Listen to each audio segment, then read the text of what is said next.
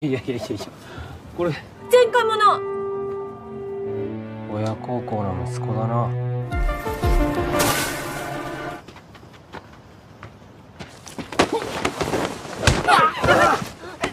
やめてくれよ。嘘つけ。落ち着け。他に誰かいるわけねえだろ。出てけよ。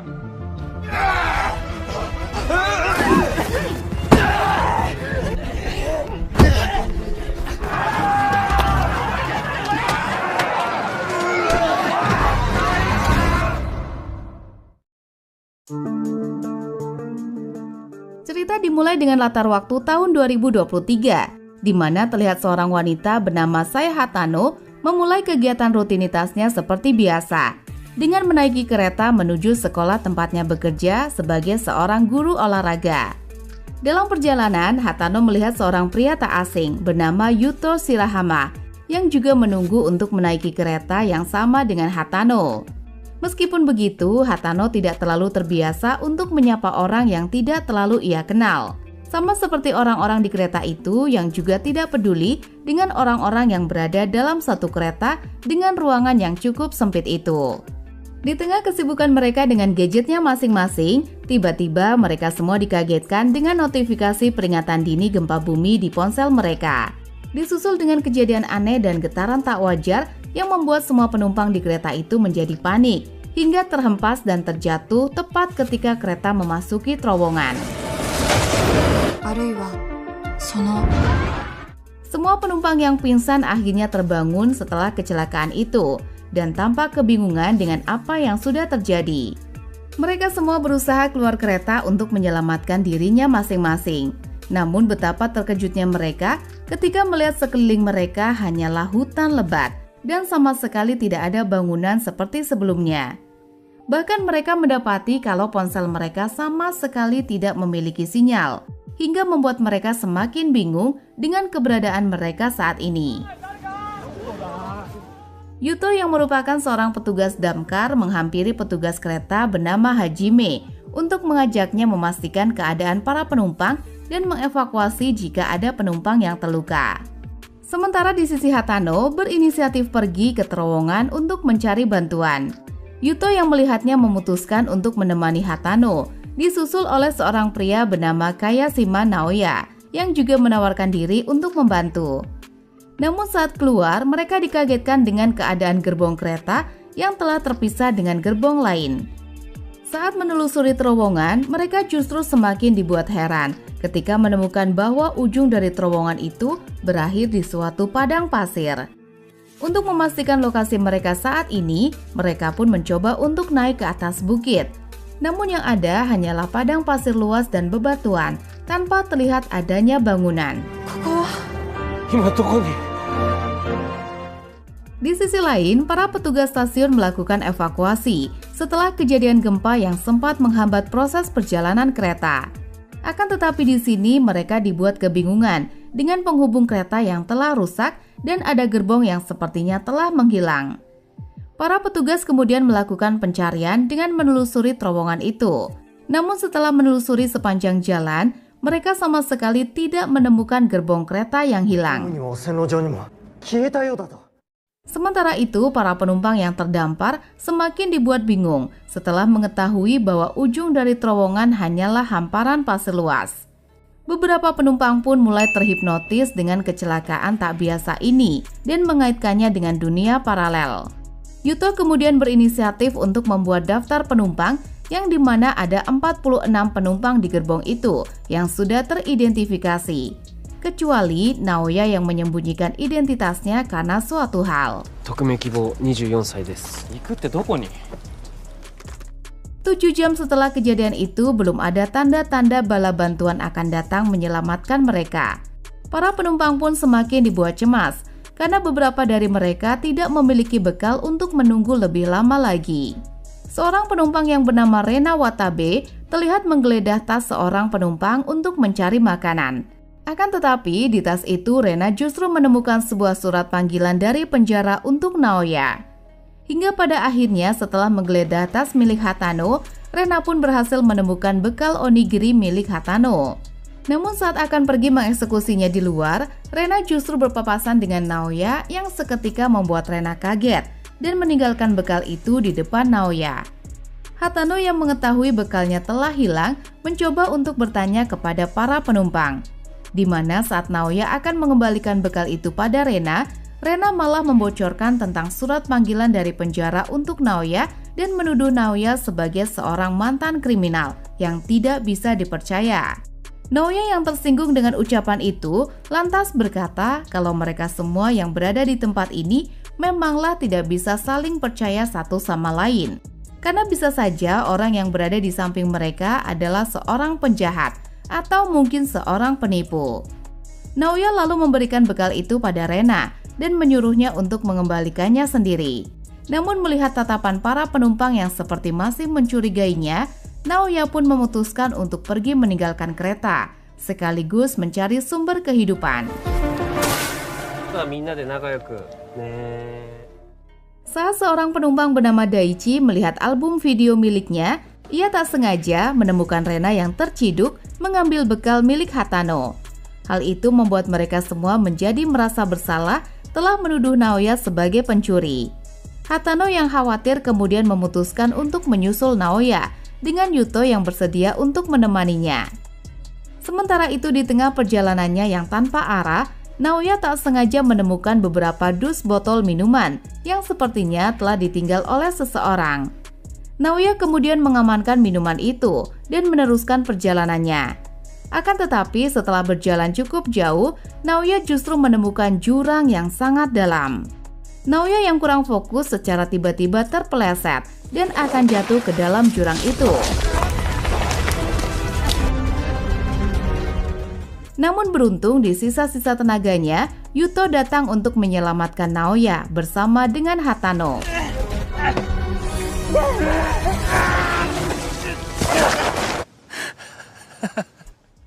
Atas kejadian itu, Naoya yang merasa terselamatkan berterima kasih kepada Yuto dan Hatano, sampai akhirnya bersedia membuka diri dan memberitahukan pada mereka bahwa ia berprofesi sebagai seorang penata rambut. Meskipun begitu, Naoya masih belum bisa terbuka sepenuhnya dan menolak membahas tentang surat panggilan penjara yang dikatakan oleh Rena. Singkat cerita, malam hari pun tiba. Para penumpang semakin cemas karena belum ada tanda-tanda regu penyelamat akan datang. Mereka semua berharap agar mereka tidak diabaikan dan besok tim penyelamat akan datang. Akan tetapi sampai di esok harinya, keadaan mereka masihlah sama. Terlebih setelah menelusuri beberapa tempat, mereka menyadari akan sangat sulit untuk keluar dari tempat ini. Karena di sekeliling mereka hanya ada padang pasir dan jurang. Yuto pun mulai memikirkan adanya kemungkinan kalau mereka harus menetap di tempat ini lebih lama, mengingat akses untuk keluar dari tempat ini sangat sulit. Para penumpang pun merasa bahwa mustahil mereka bisa bertahan di tempat ini, karena mereka tidak memiliki makanan dan air minum yang cukup. Keadaan itu membuat Bukayoko mulai depresi dan meminta Hajime selaku petugas kereta agar bertanggung jawab atas kejadian ini. Hajime yang juga bingung harus berbuat apa, telah frustasi dengan tuntutan para penumpang dan sempat terlibat cekcok dengan Kayoko. Namun Yuto menenangkan mereka agar berpikir jernih. Sepasang kekasih bernama Kazuma dan Koharu yang kesal atas kejadian ini memutuskan untuk bertindak sendiri dan pergi untuk mencari jalan keluar. Disusul oleh para penumpang lain yang juga ikut pergi. Yuto yang mencoba untuk menghentikan mereka semua dinasehati oleh Naoya kalau Yuto tidak perlu bertanggung jawab atas semua penumpang yang berada di tempat ini. Namun Yuto yang tidak berpikir demikian mengungkapkan bahwa ia telah berjanji pada seniornya untuk menyelamatkan nyawa banyak orang. Di mana di masa lalu Yuto telah berhutang budi pada seniornya karena sudah menyelamatkannya saat bertugas sebagai damkar. Hal itulah yang membuat Hatano kagum dengan prinsip dari Yuto. Karena saat dulu Yuto memberikan pelatihan damkar pada murid-murid di sekolah tempat Hatano bekerja, telah memotivasi Hatano agar terus berjuang untuk melakukan semaksimal mungkin usaha yang bisa ia lakukan untuk mendukung para muridnya. Sehingga Hatano ingin pulang bersama yang lain dan kembali menjalani kesehariannya seperti biasa untuk menyapa para muridnya.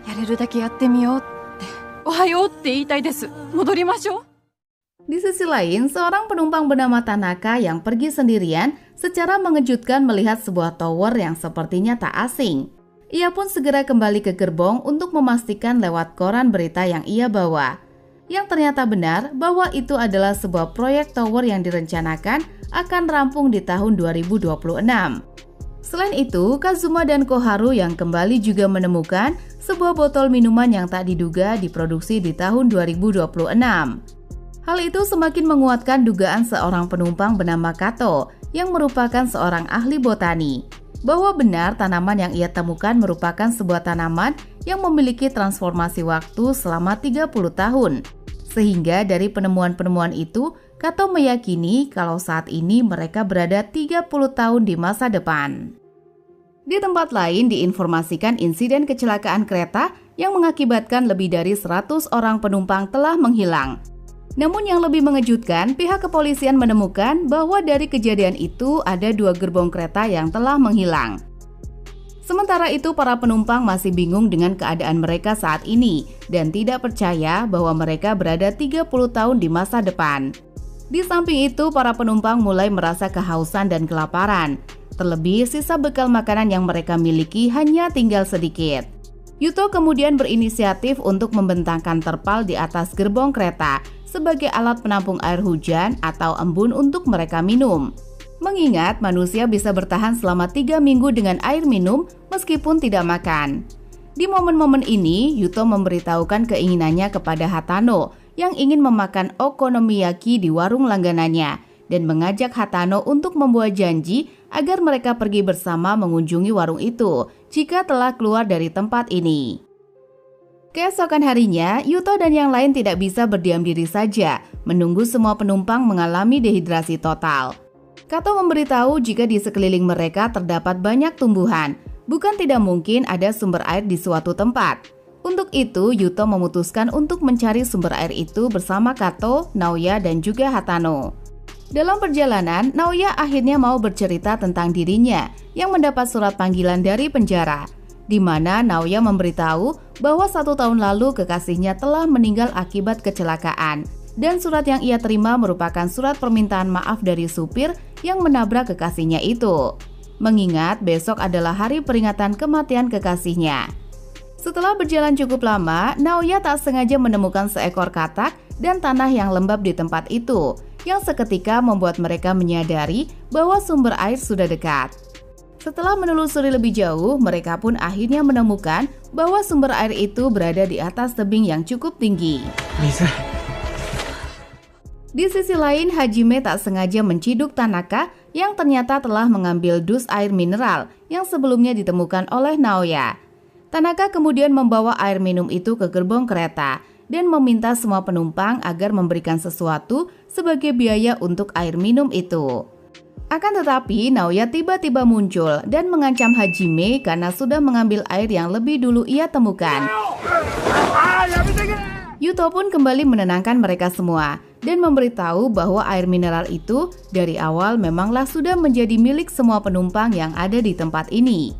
Oleh karena itu, mereka harus membaginya secara rata. Keesokan harinya, Yuto dan yang lain kembali ke tebing untuk mencari sumber air yang berada di atas tebing. Yuto yang merupakan seorang damkar akan memanjat tebing itu dengan bantuan teman-temannya yang akan menjaga tali dari bawah. Hingga setelah usaha kerasnya, Yuto akhirnya berhasil menemukan sumber air mengalir yang bisa diminum. Yuto yang penasaran kemudian menaiki puncak tebing itu untuk melihat keadaan sekitar mereka. Akan tetapi sesampainya di atas, Yuto dikagetkan melihat lautan luas yang mengelilingi Gunung Fuji dan sama sekali tidak terlihat adanya tanda-tanda kehidupan. Yang membuat Yuto bertanya-tanya apakah tempat ini adalah masa depan. Yuto lalu menceritakan semua yang ia lihat dari atas tebing tadi dan memberitahu bahwa tempat ini mungkin merupakan dunia beberapa puluh tahun atau ratusan tahun di masa depan. Tentu saja mendengar itu para penumpang semakin kebingungan dan ada yang berspekulasi bahwa sebelum mereka pindah ke masa sekarang telah terjadi bencana alam yang memusnahkan semua umat manusia. Hal itu membuat semua penumpang menjadi putus asa dan hilang harapan, karena mereka tidak akan bisa kembali pulang untuk bertemu dengan keluarga mereka. Namun meski begitu, sebagian penumpang masih berharap mereka bisa bertemu kembali dengan keluarga mereka dan berinisiatif untuk membuat sebuah pesan video di ponsel mereka, berharap suatu saat nanti ada yang menemukan ponsel itu. Hatano kemudian teringat kalau hari ini merupakan hari peringatan kematian kekasih Naoya. Hatano pun menyempatkan untuk memberikan Naoya sekuntum bunga untuk memperingati hari itu. Namun Naoya malah tertawa karena saat itu ia hanya berbohong. Naoya kemudian menceritakan bahwa sebenarnya ia mempunyai seorang adik laki-laki bernama Tatsuya dari ayah yang berbeda. Naoya merawat adiknya itu sendirian tanpa kedua orang tua mereka, karena orang tuanya yang suka melakukan kekerasan dan sang ibu yang memilih untuk meninggalkan mereka. Namun setelah Naoya berhasil mencapai impiannya sebagai seorang penata rambut profesional, Tatsuya justru terjerumus pada pergaulan bebas hingga berbuat kejahatan yang pada akhirnya membuat adiknya itu berakhir di balik jeruji besi. Naoya mengatakan bahwa surat yang ia bawa merupakan surat panggilan untuk menjemput adiknya dari penjara setelah 2 tahun lamanya. Mendengar hal itu, Hatano pun berinisiatif untuk membuat sebuah pesan video bersama Naoya untuk adiknya suatu saat nanti. Melihat Hatano yang sangat peduli terhadapnya, Naoya pun teringat kalau sebenarnya dulu ia pernah melihat Hatano dari kejauhan, yaitu saat mereka memandangi pelangi yang indah secara bersamaan. Setelah mengenal Hatano lebih dekat, Naoya perlahan mulai tertarik dengan Hatano. Namun ia menyimpan rapat perasaannya itu karena berpikir Hatano sudah lebih dulu menyukai Yuto. Pagi harinya, Tanaka tidak sengaja melihat seorang pria misterius yang bukan penumpang dari kereta. Tanaka pun lantas mengambil tas perlengkapan milik Naoya yang berisi benda tajam dan mengejar pria itu. Akan tetapi, Tanaka yang kembali ternyata gagal mengejar pria itu dan hanya mengembalikan sebuah gunting dari perlengkapan Naoya yang ia ambil. Hingga hal itu membuat Naoya emosi. Tanaka mengatakan bahwa ia mengambil perlengkapan itu untuk digunakan mengejar pria misterius yang mengintai kereta mereka. Namun Naoya yang kesal tidak percaya dengan omong kosong itu dan menyuruh Tanaka agar meninggalkan kereta. Yuto pun menenangkan mereka dan berjanji bahwa ia akan mencari tas perlengkapan milik Naoya. Di tengah keributan itu, tiba-tiba hujan turun dengan sangat deras yang seketika membuat para penumpang merasa sangat senang dan segera menampung air hujan itu sebagai air cadangan. Yuto kemudian menghampiri Tanaka untuk menanyakan tentang pria misterius yang sebelumnya Tanaka lihat. Akan tetapi, Tanaka tidak ingin menjelaskan apapun dan memberitahu kalau ia memutuskan untuk keluar dari kereta.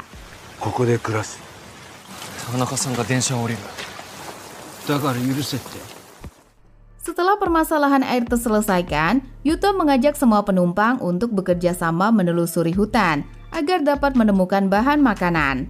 Beruntung di dalam rombongan mereka ada Kato, seorang ahli botani yang bisa membedakan bahan makanan yang bisa dimakan dan tidak bisa dimakan.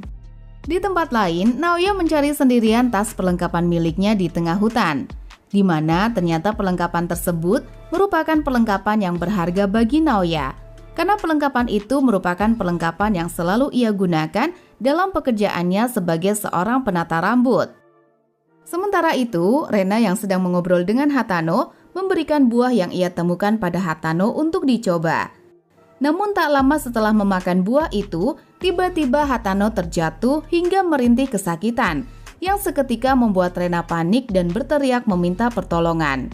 Naoya yang mendengarnya dengan cepat datang menghampiri mereka.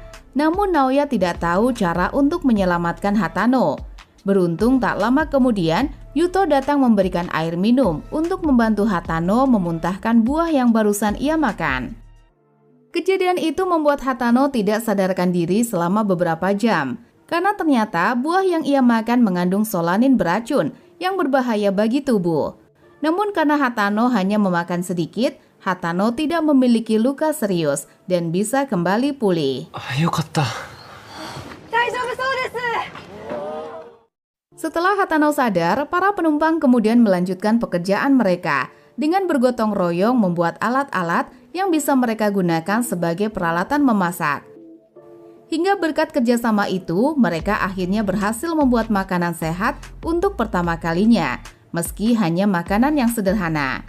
Saat akan menyantap makanan itu, Naoya kaget menemukan buah yang sama seperti buah yang dimakan oleh Hatano sebelumnya. Naoya pun teringat kalau saat itu ia melihat Tanaka bersembunyi ketika mereka menolong Hatano. Naoya yakin kalau ini semua tidak lain adalah perbuatan dari Tanaka. Setelah menyelidiki buah itu, Kato pun menyimpulkan bahwa buah yang mereka masak berbeda dengan buah yang dimakan oleh Hatano dan aman untuk dikonsumsi. Meski begitu, Naoya tetap kesal dengan Tanaka karena sudah mencoba untuk mencelakai mereka semua dan memutuskan mencari Tanaka untuk memberinya pelajaran. Akan tetapi, Yuto kembali menenangkan Naoya dan berkata bahwa ialah yang akan pergi untuk berbicara dengan Tanaka.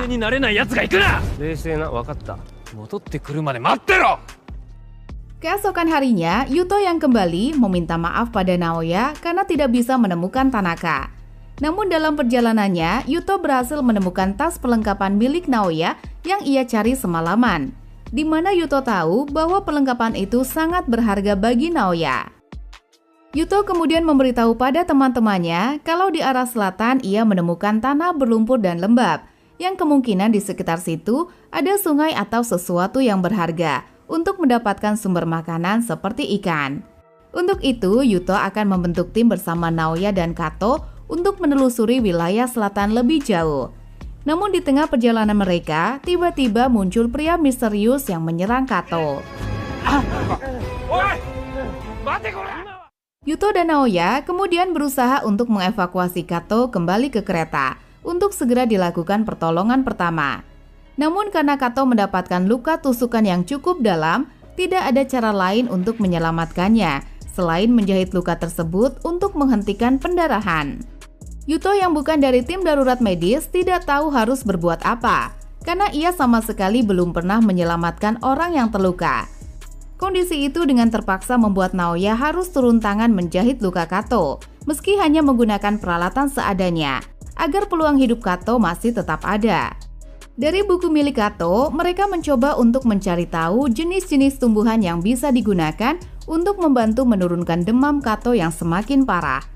Mereka kemudian mencari tumbuhan-tumbuhan yang diperlukan untuk segera diproses dan diberikan pada luka Kato. Namun setelah melakukan berbagai cara, keadaan Kato tidak berangsur pulih dan membuat mereka hanya bisa berharap dan berdoa agar Kato baik-baik saja. Hingga berkat kepedulian teman-temannya, Kato yang tak sadarkan diri selama 3 hari akhirnya membuka matanya dan menunjukkan tanda-tanda perubahan pada kondisinya yang sudah memulih. Di samping itu, mereka semua bertanya-tanya, siapakah pria misterius yang sudah menyerang Kato? Terlebih, kemunculan pria misterius itu membuat mereka berpikir bahwa ada kehidupan lain selain di gerbong kereta ini. Sementara itu, Yuto yang pergi sendirian untuk mencari bahan kayu bakar bertemu dengan Tanaka dan langsung mengajak Tanaka untuk kembali bersama rombongan. Mengingat akan berbahaya jika Tanaka berada di luar sendirian karena adanya pria misterius. Tanaka menjawab kalau ia lebih aman di tempat ini dan memberitahu bahwa ia sudah menyiapkan tempat tinggal yang lebih aman daripada tinggal di gerbong kereta. Di mana Tanaka sendiri sudah membuat banyak perangkap di tempat tinggalnya agar ia aman dari penjahat. Yuto yang teringat kalau Tanaka adalah pegawai dari perusahaan keamanan, terpikir untuk meminta tolong pada Tanaka agar mengajarkan mereka tentang keamanan demi mewaspadai ancaman yang mungkin akan datang ke depannya. Tanaka pun bersedia untuk membantu mereka dan menyarankan Yuto agar membuat perangkap di sekitar kereta untuk melindungi tempat ini dari orang asing. Walaupun sempat menentang keberadaan Tanaka, Naoya merasa bahwa apa yang disarankan oleh Tanaka memanglah penting agar kejadian serupa yang terjadi pada Kato tidak kembali terulang. Di sisi lain, Hatano perlahan mulai mengerti dengan kepribadian seorang Naoya, di mana meskipun terkadang kasar dan arogan, Naoya sebenarnya adalah orang yang baik dan sangat peduli terhadap penumpang-penumpang lain. Bahkan Naoya terlihat sangat akrab dengan para penumpang yang jauh lebih muda darinya, seperti seorang kakak yang menyayangi adik-adiknya. Selain itu, Naoya juga bersedia untuk menyempatkan waktu dan tenaganya untuk merapikan rambut para penumpang, tanpa membeda-bedakan penumpang yang satu dengan yang lain, termasuk Rena yang sebelumnya sempat menuduh Naoya sebagai seorang kriminal, hingga membuat Hatano perlahan mulai menaruh perhatian kepada Naoya. いい美容師さんですね。 Beberapa saat kemudian, Yuto dan Hatano mendengar suara dari perangkap yang mereka buat. Yuto dan Hatano pun langsung bergegas mendatangi asal suara dan kaget melihat seorang anak kecil telah terjebak di perangkap itu. Akan tetapi, anak kecil itu berhasil lolos dan langsung melarikan diri ke dalam hutan. Yuto dan Hatano yang tidak tinggal diam berusaha mengejar anak itu hingga sampai di sebuah sungai yang selama ini mereka cari. Anak kecil itu lalu meminta Yuto dan Hatano agar menunggu di tempat ini sampai ia bisa meminta izin pada ibunya agar memperbolehkan mereka memasuki tempat tinggalnya. Kazuma yang sempat melihat Yuto dan Hatano pergi mengejar anak kecil tadi ke arah selatan langsung memberitahukannya pada teman-temannya. Mendengar itu, Naoya pun segera menyusul Yuto dan Hatano untuk memastikan mereka aman. Sementara itu, Yuto yang masih menunggu anak kecil tadi bersama Hatano menceritakan pada Hatano alasan dirinya berjuang lebih keras daripada orang lain meskipun di situasi ini, di mana ternyata 1 tahun yang lalu saat Yuto bertugas sebagai pemadam kebakaran, ada suatu insiden yang menyebabkan seniornya itu mengalami kecelakaan parah karena Yuto yang bertindak tanpa izin. Hal itu membuat seniornya dirawat di rumah sakit dan tidak bisa lagi meneruskan karirnya sebagai petugas damkar. Kejadian itulah yang membuat Yuto menjadi merasa bersalah atas apa yang terjadi pada seniornya, hingga membuatnya menaruh janji kalau ia akan menggantikan seniornya itu untuk menyelamatkan nyawa banyak orang. Naoya yang mendengar pembicaraan itu lalu menasehati Yuto agar jangan terlalu lama membebani pikirannya atas rasa bersalah terhadap seniornya. Karena kejadian itu adalah kecelakaan dan bukan sesuatu insiden yang terjadi dengan sengaja. Akan tetapi, Yuto yang tidak berpikir demikian masih menganggap bahwa kejadian itu bukanlah kecelakaan biasa, melainkan kecelakaan yang terjadi karena tindakan cerobohnya dalam bertugas. 先輩を助けることもできないで。俺はそんな立派じゃない。 Di waktu yang sama di tahun 2023, kepolisian melakukan pertemuan dengan para keluarga korban untuk mengumumkan semua korban yang telah berhasil diidentifikasi, di mana 2 gerbong kereta ada 133 penumpang dan petugas kereta yang telah hilang. Akan tetapi, setelah melakukan penyelidikan lebih dari 1 minggu, tidak ditemukan petunjuk untuk mengetahui keberadaan para korban. Oleh karena itu, pihak kepolisian meminta keluarga korban agar mempersiapkan diri menerima kemungkinan terburuk kalau para penumpang mengalami kecelakaan parah dan tidak ada yang selamat.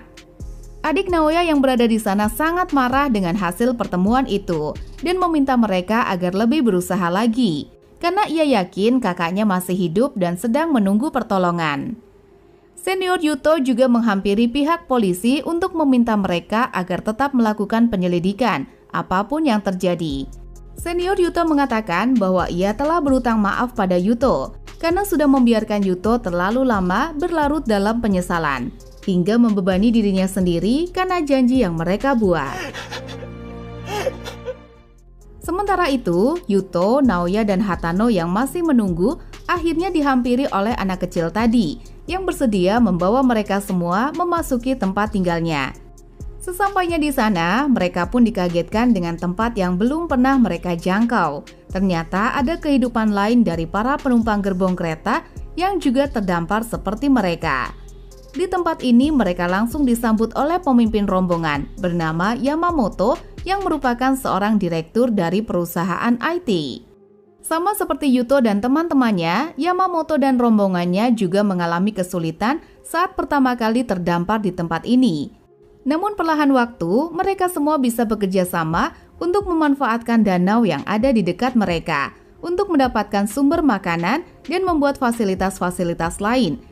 Yamamoto kemudian memperkenalkan orang-orang penting dari rombongannya, yang diantaranya ada Norimasa yang bekerja di perusahaan konstruksi dan seorang pria muda bernama Kakogawa. Melihat Kakogawa, Naoya pun seketika mengenali kalau Kakogawa adalah orang yang di waktu itu melarikan diri setelah menyerang Kato. Naoya lalu dengan kesal mengatakan bahwa orang-orang seperti mereka tidak bisa dipercaya sama sekali. こっちはおかげさまで怪我人が出てるんです。申し訳ありませんでした。 Kakogawa pun langsung meminta maaf atas perbuatan itu. Karena saat itu ia tidak mengira bahwa ada orang lain selain mereka di tempat ini dan tidak bisa membedakan apakah rombongan Naoya merupakan penumpang yang sama seperti mereka atau musuh dari masa depan. Mendengar itu, Hatano pun menanyakan mengapa mereka menganggap kalau tempat ini adalah masa depan. Yamamoto lalu memberitahu kalau ia memiliki bukti bahwa tempat ini adalah masa depan, di mana Yamamoto sendiri telah lama memikirkannya dan sedang mencari cara agar mereka bisa pulang. Kabar itu membuat para penumpang di rombongannya Yuto sangat senang, karena kini mereka memiliki harapan untuk bisa kembali pulang. Yamamoto kemudian membawa Yuto dan teman-temannya untuk menunjukkan bukti bahwa dunia ini memanglah masa depan, yang mana ternyata Yamamoto telah menemukan sebuah kapal terbengkalai di tengah hutan. Yamamoto memberitahu kalau ia pernah mencoba untuk menangkap sinyal dari radio di kapal itu yang tersambung ke suatu tempat di pegunungan Kanada. Meskipun tidak terlalu jelas, Yamamoto yakin bahwa suara di radio itu menyebutkan bahwa sekarang adalah tahun 2060.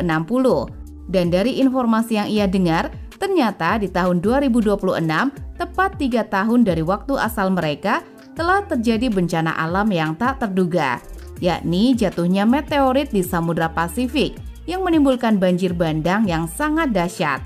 Tidak hanya di Jepang, tapi juga di Amerika dan Australia. Bencana itu semakin diperparah dengan terjadinya gempa di seluruh penjuru bumi. Disusul dengan debu vulkanik yang menutupi seluruh atmosfer bumi hingga menghalangi sinar matahari dan menyebabkan tanaman tidak bisa tumbuh lagi. Sehingga hal itu membuat semua umat manusia yang tersisa tidak dapat bertahan hidup. Yamamoto mengatakan kalau penyebab meteorit itu jatuh adalah karena adanya space debris, yaitu sampah antariksa yang diciptakan oleh manusia di luar angkasa, seperti roket yang tidak lagi beroperasi. Kemungkinan salah satu dari sampah antariksa itu telah menabrak asteroid hingga membuat pecahan dari asteroid itu jatuh ke arah bumi. Berdasarkan peristiwa aneh yang terjadi pada mereka, Yamamoto menduga kalau hal itu terjadi bukanlah karena suatu kebetulan, melainkan merupakan suatu takdir. Yamamoto meyakini bahwa mereka datang ke tempat itu pasti karena ada suatu alasan. Yamamoto menyimpulkan kalau mereka memiliki tugas untuk kembali dan memperingatkan pada umat manusia tentang bencana ini, agar mereka bisa mencegahnya. Yamamoto memberitahu jika mereka bisa datang ke tempat ini, bukan tidak mungkin mereka juga bisa kembali ke tempat asalnya. Oleh karena itu, Yamamoto mengajak Yuto dan teman-temannya agar mereka mulai sekarang bekerja sama dan berbagi informasi jika ada petunjuk yang bisa membantu mereka untuk pulang. Perkataan Yamamoto membuat Yuto terus kepikiran, apakah benar mereka datang ke dunia ini agar mengetahui bencana besar yang mengancam umat manusia. Yuto lalu bertekad untuk menyelamatkan semuanya dan akan menjadikan perjalanan ini sebagai misi untuk mengubah masa depan. Yuto lalu bercerita pada Naoya kalau ternyata ada seorang wanita yang selalu mendukung Yuto saat ia dalam kesulitan. Dan wanita itu adalah salah satu alasannya agar berjuang lebih keras daripada yang lain untuk menyelamatkan semuanya. Percakapan itu tidak sengaja didengar oleh Hatano yang seketika membuat Hatano hancur. Tidak menduga alasan Yuto mengajaknya mengunjungi warung langganan Yuto adalah karena di sana ada wanita yang Yuto kagumi. Naoya yang menyadari kekecewaan Hatano lalu mencoba untuk menghiburnya dengan mengatakan bahwa wanita yang dikagumi Yuto itu hanyalah orang dari masa lalu dan sekarang Hatano lah yang berada di sisi Yuto yang sudah bersama melampaui ruang dan waktu.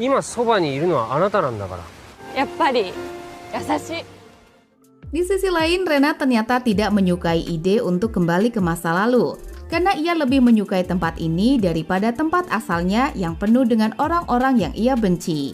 Rena kemudian memutuskan untuk menemui Yamamoto guna memastikan kecurigaannya pada Yamamoto yang ia duga hanya mengarang cerita agar rombongannya sibuk mencari cara untuk kembali ke asal mereka. Hatano yang melihatnya mencoba untuk menghentikan Rena, karena akan berbahaya jika Rena pergi sendirian ke tempat itu. Saat Rena mendorong Hatano, mereka tidak sengaja menemukan mayat manusia yang telah dikubur. Namun saat akan kembali, tiba-tiba muncul 3 orang Yakuza yang dipimpin oleh Chuta dari rombongan Yamamoto, mengepung Hatano dan Rena. Rena yang memberontak berhasil melarikan diri dan langsung mengabari teman-temannya. Namun Hatano yang masih tertinggal di sana berusaha melarikan diri tanpa arah dari kejaran orang-orang itu. Mengetahuinya, Naoya dan Yuto pun langsung bergegas untuk menyelamatkan Hatano. Karena tidak kunjung menemukan keberadaan Hatano, Naoya dan Yuto memutuskan untuk mencarinya di tempat tinggal rombongan Yamamoto.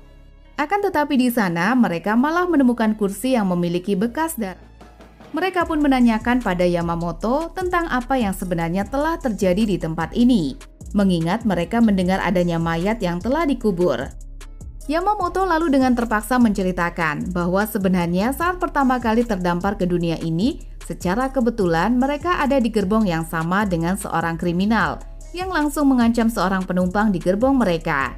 Di waktu itu, Yamamoto yang ingin menolong tak sengaja membuat pria kriminal itu terbunuh.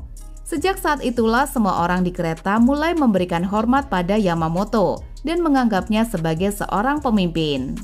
Mendengar itu, Naoya dan Yuto mengatakan agar Yamamoto bertanggung jawab atas perbuatan yang telah dilakukan oleh rombongannya dan memperingatkan bahwa kejadian ini akan menentukan apakah nantinya mereka bisa saling mempercayai.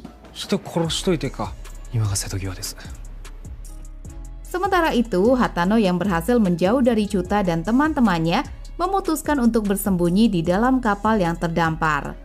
Di saat itulah Hatano melihat Yamamoto masuk ke kapal untuk melakukan panggilan radio.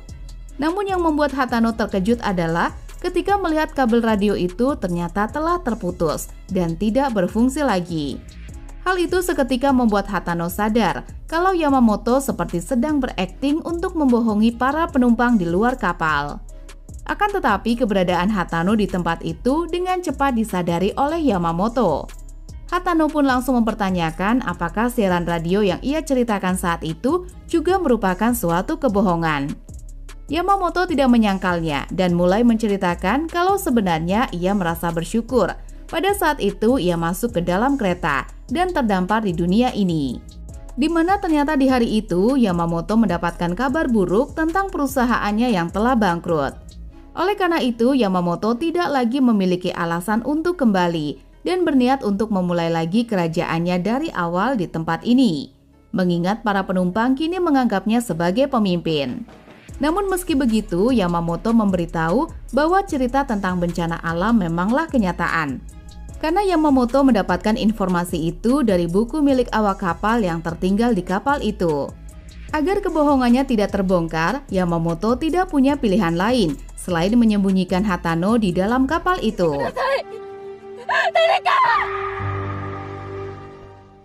Karena Hatano yang tidak kunjung ditemukan, Kato dan teman-temannya berinisiatif untuk membuat perlengkapan senjata untuk mengantisipasi jika suatu saat ada ancaman dari rombongan Yamamoto. Di sisi lain, Tanaka membocorkan pada Chuta bahwa rombongan Yuto memiliki barang berharga milik pengusaha yang melakukan perjalanan bisnis di dalam sebuah tas boson hitam berlabel merah. Dari kejauhan, Kakogawa dan teman-temannya yang melihat hal itu segera kembali untuk memberitahukannya pada Yamamoto. Yamamoto pun langsung menyuruh Norimasa dan Kakogawa agar menghentikan Chuta, karena aksi itu bisa menimbulkan masalah yang serius. Sedangkan Yamamoto akan memikirkan sesuatu untuk dijadikan alat negosiasi. Akan tetapi, Norimasa yang sadar bahwa pertikaian kedua kelompok sudah semakin dekat, meminta teman-temannya untuk mengumpulkan semua senjata guna berjaga-jaga jika nanti pertikaian tidak bisa dihindari. Chuta dan teman-temannya yang mengendap-endap mendekati gerbong kereta tak sengaja terkena jebakan yang telah dipasang. Para penumpang kemudian keluar untuk menyerang Chuta dan teman-temannya. Namun Chuta CS yang merupakan mantan anggota Yakuza tentunya cukup ahli dalam bergelut dan membuat para penumpang kewalahan. Hingga tak lama, Yuto dan Naoya pun datang untuk membantu.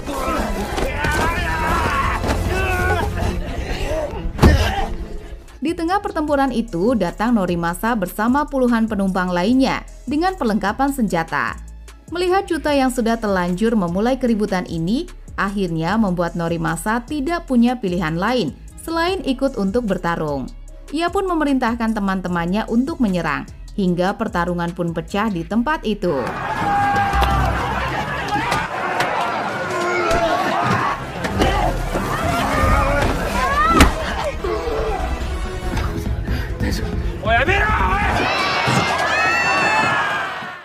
Di sisi lain, Yamamoto ternyata ingin membawa Hatano sebagai alat negosiasi. Namun sesampainya di sana, Yamamoto dikagetkan dengan Hatano yang telah kabur. Sementara itu, Daichi berteriak meminta semua orang agar menghentikan pertikaian ini. Daichi mengatakan bahwa manusia tidak boleh berakhir seperti ini, karena manusia yang tersisa di masa depan hanyalah mereka. Oleh karena itu, mereka harus menunjukkan sisi kemanusiaan yang baik, agar mereka dapat bertahan hidup di tempat ini. Tak lama kemudian, Hatano datang ke tempat itu, disusul dengan Yamamoto yang sangat kaget melihat kekacauan ini.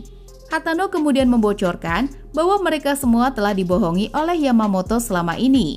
Karena sebenarnya Yamamoto tidak pernah mendapatkan sinyal dari radio kapal. Hatano juga memberitahu kalau Yamamoto telah mengurungnya di dalam kapal untuk menutupi semua kebohongannya itu. Yamamoto menjelaskan alasannya melakukan ini semua adalah untuk memberikan harapan kepada semua penumpang agar bisa menyatukan mereka dan melanjutkan kehidupan di dunia ini. Namun kini Yamamoto merasa bahwa impiannya itu sepertinya sudah tidak lagi dapat terwujud. Yamamoto kemudian menyerahkan buku yang ia temukan kepada Yuto sebagai petunjuk jika nanti mereka bisa kembali ke tempat asalnya. Malam harinya, Kayoko yang ingin melakukan penelusuran ke arah tower bersama Hajime dikagetkan dengan cahaya aurora di atas langit, disusul dengan beberapa batu yang bersinar di tempat itu. Di tahun 2023, terlihat seorang ilmuwan fisika bernama Profesor Ryohei mendapatkan tugas untuk melakukan penyelidikan terkait menghilangnya gerbong kereta secara misterius. Setelah mengamati kamera CCTV di dalam terowongan, Ryohei meyakini bahwa kejadian ini berkaitan dengan teori pergeseran ruang dan waktu. Sementara itu, setelah Yamamoto meninggalkan rombongannya, satu persatu anggota rombongan Yamamoto memutuskan untuk pindah bersama dengan Yuto. Kayoko kemudian memberitahu tentang batu aneh yang ia temukan tadi malam, yang sepertinya hanya bersinar saat ada aurora di langit. Mereka menduga kalau batu itu kemungkinan bisa jadi suatu petunjuk untuk membantu mereka pulang. Setelah mengamati lebih jauh, Kato menyimpulkan bahwa batu itu merupakan pecahan dari meteorit, sedangkan aurora yang mereka lihat sepertinya adalah gangguan di magnetosfer tata surya, di mana magnetosfer sendiri bertindak sebagai penghalang untuk melindungi bumi dari partikel energi. Hal ini dikuatkan dengan kesaksian seorang bocah yang melihat adanya bintang jatuh di hari pertama mereka pindah ke dunia ini. Di waktu yang berbeda, Profesor Ryohei juga menerangkan penemuannya tentang adanya bintang jatuh di hari kejadian, yang kemungkinan itu adalah ledakan dari supernova, yang mana pada saat itu energi yang tercipta bernilai 1 miliar derajat, menyebabkan adanya gempa, lubang hitam, serta distorsi ruang dan waktu. Ryohei meyakini bahwa gerbong yang hilang kemungkinan terjebak dalam distorsi ini dan terlempar ke dalam lubang hitam. Kato yang mengetahui tentang lubang itu juga menyimpulkan bahwa mereka telah terlempar ke dunia ini lewat lubang hitam pada saat ledakan supernova itu terjadi. Yang artinya mereka telah mengalami lompatan waktu sekitar 30 tahun lebih dari tahun 2023 ke sekitar tahun 2060. Bila menyimpulkan secara teori, jika mereka bisa menemukan lubang hitam itu, berarti mereka juga bisa memasukinya untuk kembali ke dunia asal mereka. Akan tetapi di sini, Kato tidak mengetahui seperti apa bentuk dari lubang hitam itu, serta kapan dan di mana lubang hitam itu akan kembali muncul. Melalui peta yang sudah dibuat, Yuto mengajak teman-temannya untuk menelusuri setiap wilayah untuk menemukan petunjuk di mana dan kapan lubang itu akan kembali muncul. Namun di samping adanya kesempatan mereka untuk kembali pulang, beberapa penumpang seperti Naoya, Rena, dan Koharu ternyata tidak ingin kembali ke asal mereka dan lebih memilih untuk tinggal di tempat ini. Koharu sendiri ternyata saat ini sedang mengandung anak dari Kazuma dan merasa jikapun mereka kembali ke dunia asal mereka, Koharu tidak akan bisa lagi menjalani kehidupannya sebagai anak sekolah yang normal.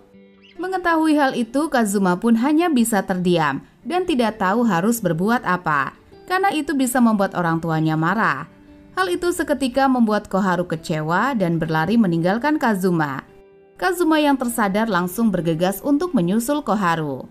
Naoya yang melihatnya lantas menenangkan Kazuma dan membantu untuk melakukan pencarian.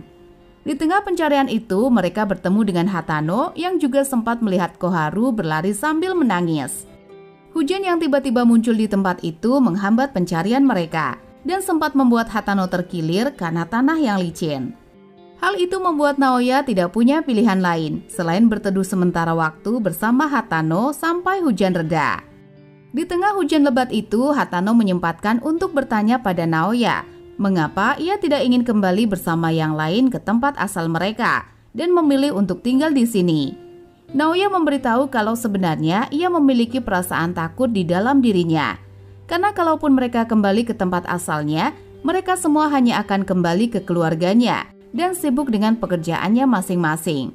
Terlebih, kedua orang tua Naoya juga telah meninggalkannya dan adiknya bahkan sudah mengkhianatinya setelah perjuangan yang ia lakukan untuk membesarkan adiknya itu. Oleh karena itu, Naoya merasa kalau dari awal ia lebih baik sendiri dan tidak pernah berharap memiliki seseorang yang bisa dipercaya. Mendengar itu, Hatano tiba-tiba memeluk Naoya dari belakang, mengisyaratkan kalau Hatano mengerti dengan perasaan Naoya dan ingin menunjukkan masih ada seseorang yang bisa Naoya percayai.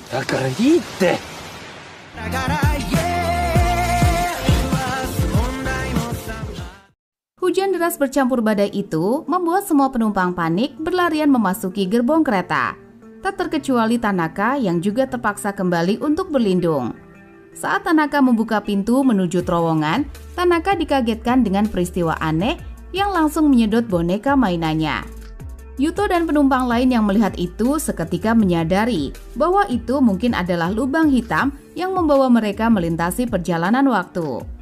Akan tetapi Kato melarang mereka semua untuk mendatangi lubang hitam itu, karena jika mereka terserap ke dalam tanpa perlindungan, tubuh mereka bisa hancur lebur.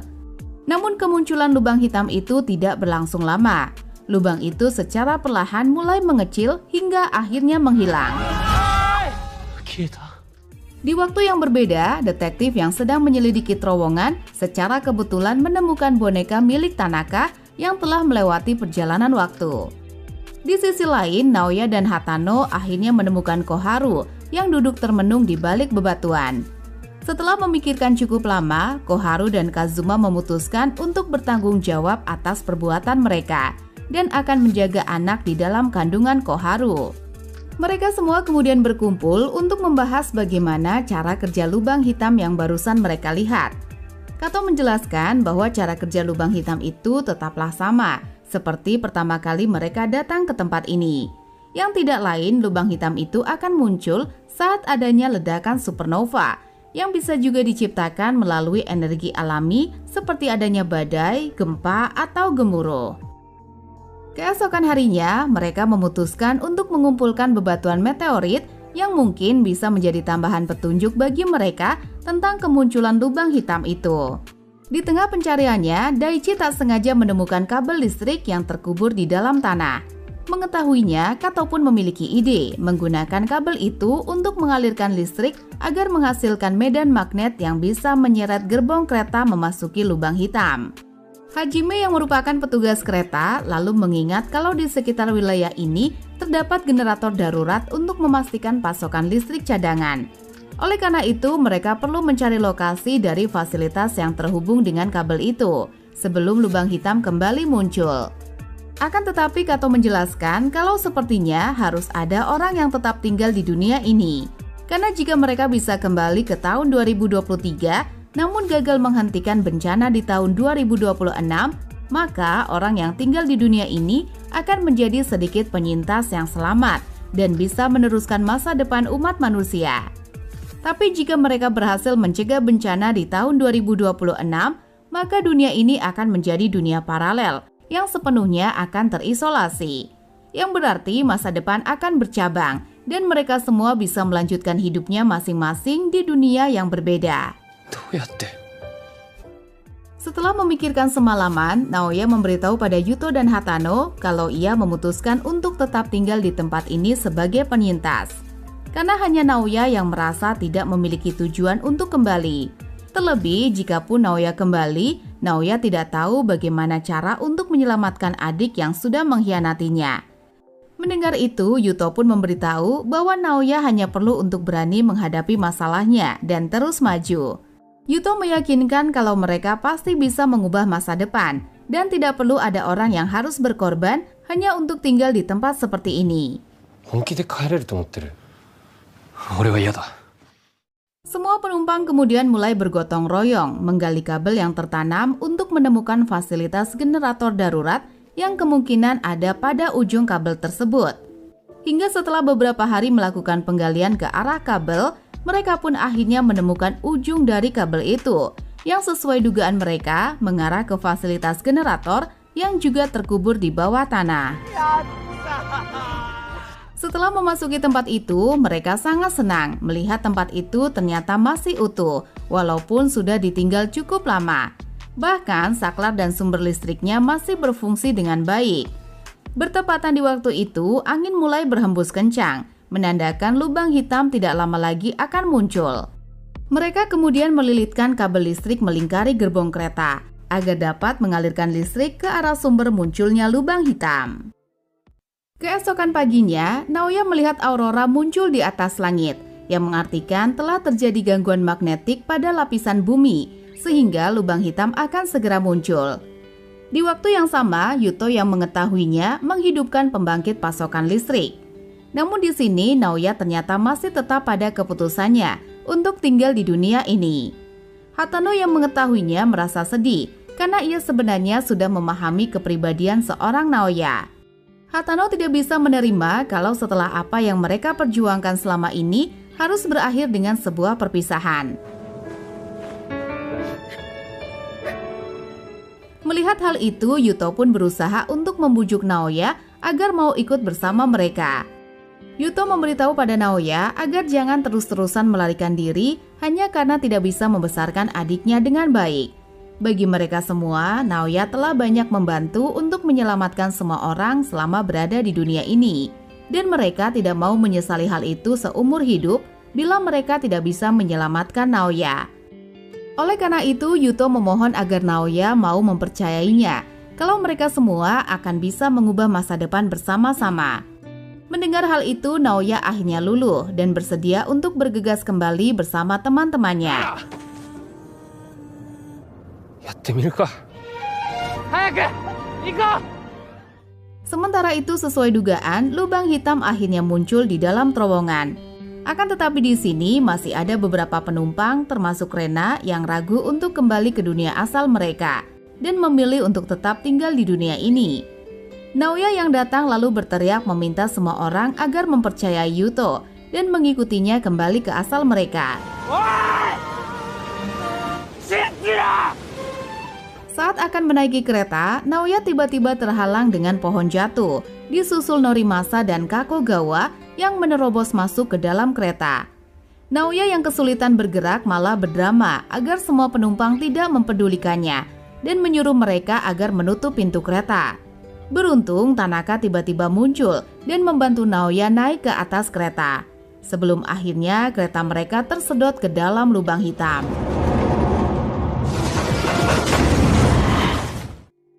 Mereka semua pun terbangun dan mengetahui kalau mereka telah berhasil melakukan perjalanan waktu. Petugas kereta lalu datang membuka pintu gerbong kereta yang tiba-tiba muncul di tengah rel. Akan tetapi ketika Yuto menanyakan waktu di masa ini, mereka semua dikagetkan mendengar bahwa waktu sekarang adalah tanggal 1 Mei tahun 2026, yakni 3 tahun setelah mereka menghilang. Semua penumpang kemudian diperiksa untuk melakukan pengecekan kesehatan dan tes radiasi untuk mencegah adanya infeksi virus menular. Mereka semua lalu diberikan kesempatan satu persatu untuk menceritakan apa yang sebenarnya telah terjadi selama mereka hilang. Mereka pun menceritakan semuanya dan menunjukkan bukti bahwa mereka telah melintasi waktu ke masa depan, seperti tanaman dan batu meteorit sampai buku peninggalan awak kapal yang berisi informasi tentang bencana pada tanggal 9 Desember tahun ini. Akan tetapi, entah mengapa ponsel mereka tidak bisa lagi dihidupkan di tempat ini, yang membuat mereka tidak bisa menunjukkan rekaman video yang sempat mereka ambil dari masa depan. Sehingga hal itu membuat pihak kepolisian masih meragukan perkataan para penumpang dan mengabaikan informasi tentang bencana yang akan segera terjadi. 信じてもらえてないですよ。 Para penumpang kemudian dipertemukan dengan keluarganya masing-masing setelah berpisah lebih dari 3 tahun. Naoya berpikir bahwa tidak ada yang akan datang untuk menjemputnya. Namun saat akan pergi keluar, Naoya dikagetkan dengan adiknya yang datang bersama dengan Sumire. Pertemuan itu membuat keduanya benar-benar sedih. Terlebih adik Naoya yang langsung meminta maaf karena sudah menjadi beban dan mengecewakan Naoya. Naoya kemudian berpamitan pada Hatano dan Yuto, sekaligus berterima kasih karena sudah mengajaknya untuk kembali ke dunia ini. Mereka semua akhirnya bisa kembali ke kehidupan awalnya dan melanjutkan kehidupannya masing-masing. Namun saat Naoya akan kembali melakukan pekerjaannya sebagai seorang penata rambut, Naoya dikagetkan dengan tangannya yang sudah tidak berfungsi lagi dengan normal. Di mana itu terjadi karena sebelumnya ia sempat melindungi Tanaka yang hampir terkena kabut energi lubang hitam. Sementara itu, Yuto masih berusaha untuk meyakinkan polisi dengan menambahkan bukti-bukti dari masa depan, agar informasi mereka terkait bencana alam itu bisa direspon oleh pemerintah. Akan tetapi, meski begitu, pihak kepolisian masih mengabaikan laporan itu dan menyuruh Yuto agar menyudahi semua ini.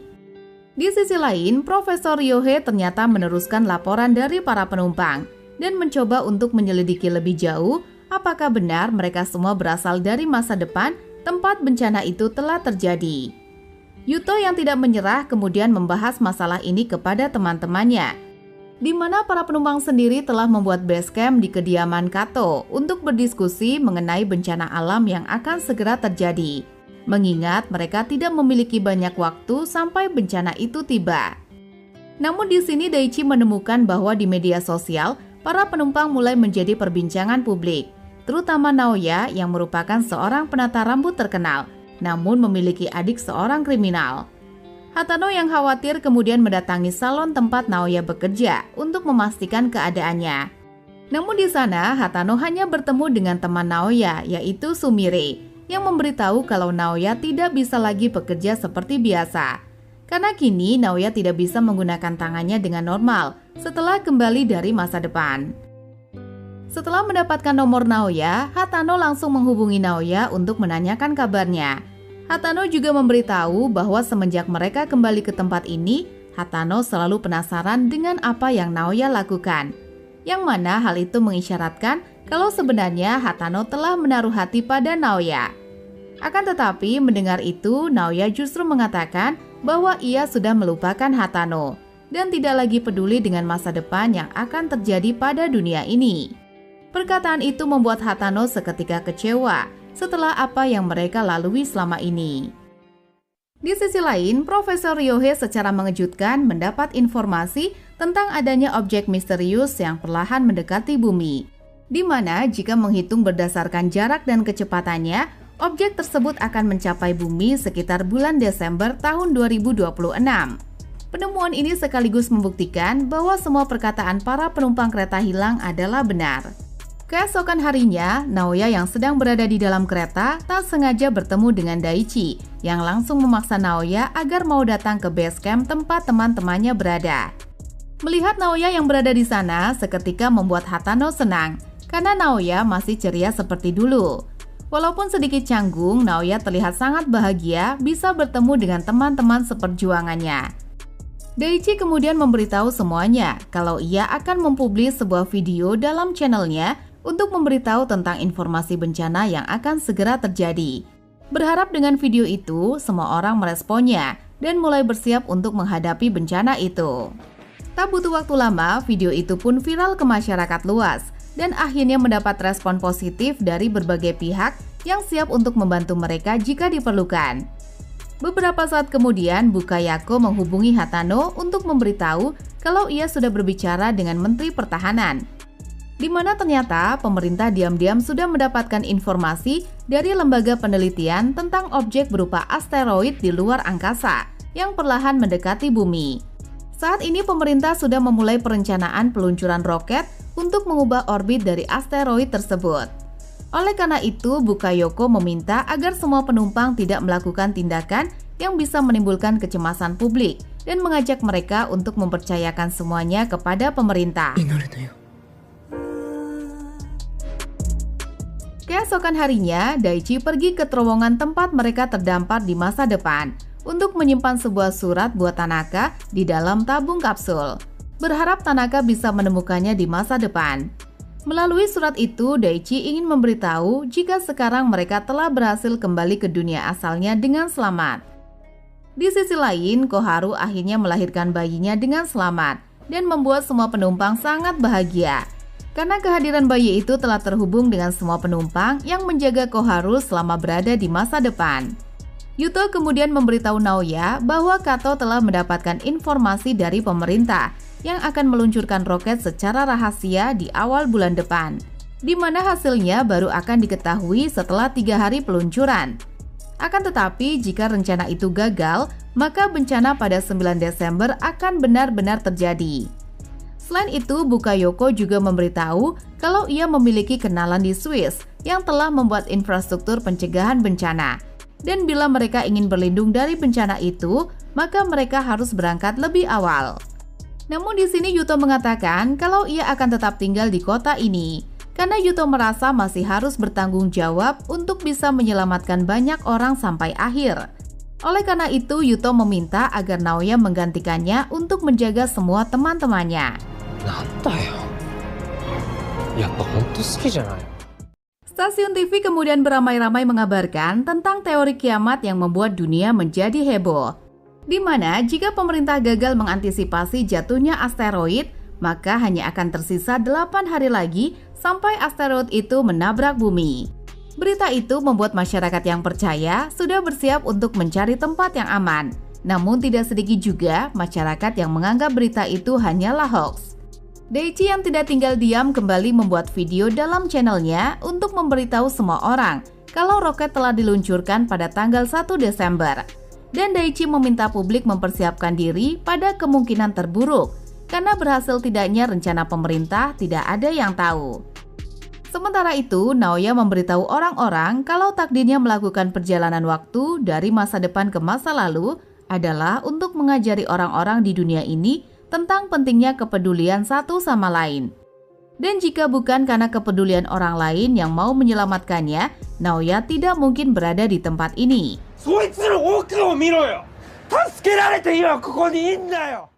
Hatano yang sedang menunggu untuk berangkat ke Swiss sambil membantu menggendong bayinya Koharu mendapat kabar dari Kazuma kalau Yuto memutuskan untuk tetap tinggal di kota ini, sedangkan Naoya tidak datang ke pertemuan mereka.